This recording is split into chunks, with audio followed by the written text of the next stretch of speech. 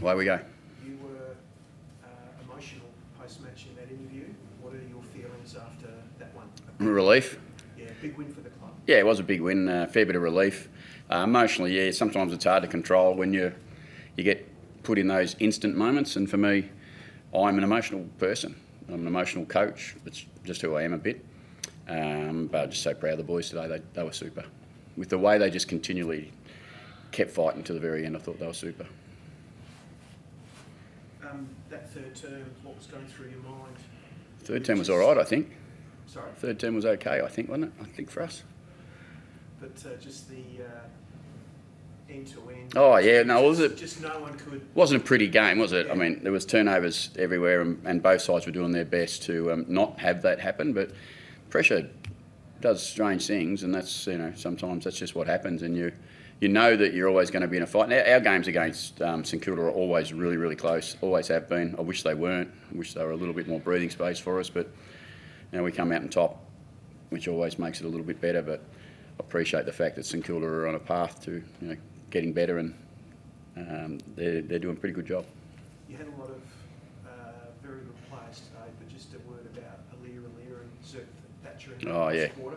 Yeah. They were under siege for a bit. They were great. They were both super all day, to be fair. Thatch's form, Lear's form, our team form hasn't been great, clearly, for 3 or 4 weeks, and both those boys stood up in a game that we needed them to stand up. I mean, I thought Thatch was outstanding, to be honest, and the job he had to do, and he did well. And Aliir's always been a great player for us since he's been here, but Thatch was a really big moment for us and him.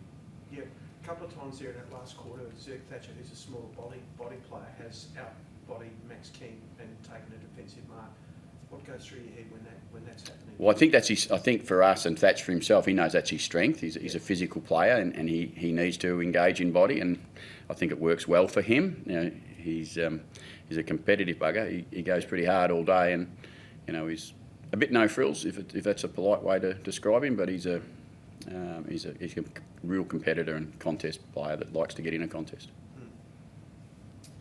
Your midfielders absolutely dominated clearances, but obviously the game was sort of turned into a bit of a slog. At one stage during the third quarter on the boundary, you had a really long chat with Zach Buttons. What were you talking about with him? Yeah, it was around what we were trying to achieve. The game, first half was we won stoppage, they won turnover. Third quarter we turned it around a little bit, that we were able to get on top a little bit more in the turnover, which got that scoring up. I mean, 2 more seconds in the third quarter, we go through 21 points up. But then St Kilda turned it back around the next time. I thought both sides, not through lack of wanting or effort, both sides had some unnecessary turnovers in their game today, which the other side wasn't quite capable of putting enough polish on it, because it could have been a bit unfortunate for both teams. So where does that leave you, Ken? A 3-game losing streak snapped. You have a tight win, and it was a scrappy one. Where do you reckon? As you said, you're half a game, I think, outside the top 4. So yeah, it might be half a game from third, but we don't feel like that. We don't believe that's how we're going, clearly.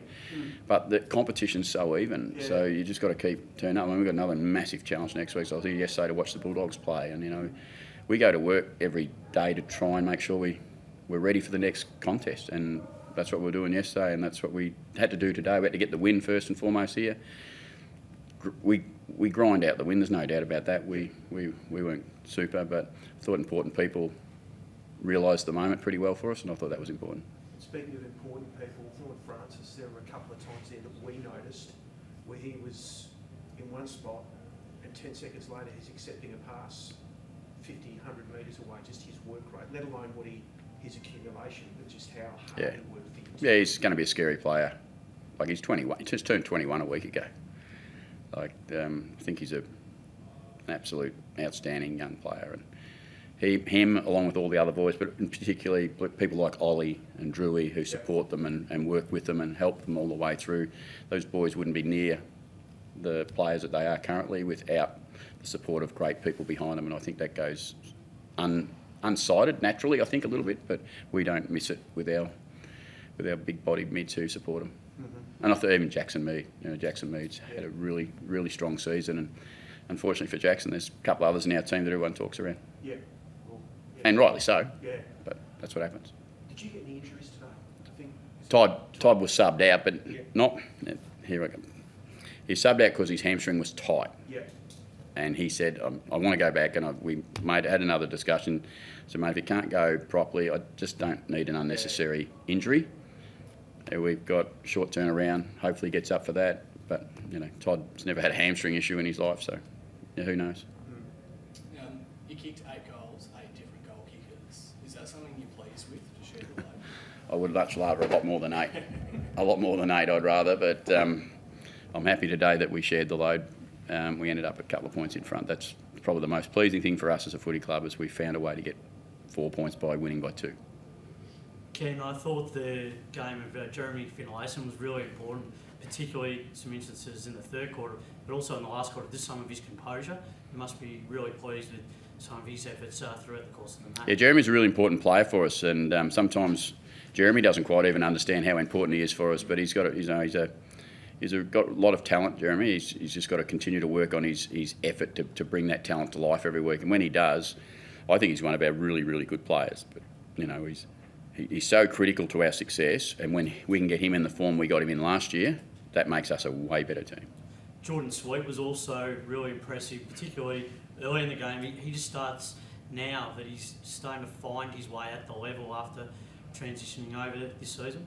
Yeah, he is, and he's learning lots. He's actually learning lots as a first choice ruckman in the AFL, and he's got to comes up against his old team probably next week. It's going to be a big challenge for him. But is that a good motivating thing for you to? I don't think educate, because you're coming up against a guy like a Tim English who he'll know identically how he plays. So is that something that you can tap into throughout the course of the week and use other little methods and strategies that that you can enhance that next week? Sometimes you know too much too. That can be a problem. It can confuse you. But I think for us Jordan's been doing a really good job for us. I mean, Marshall kicked 3 goals out there too, so that was pretty important. But he played forward a little bit and kicked a couple. So I think overall, what I'm pleased about for Jordan is he came to the club hoping to get opportunities. He's certainly been getting opportunities. He's growing with it. He's learning with it every day. He's nowhere near the finished product. He's got lots to learn. I'm sure he knows that, but we'll help him through that learning stage.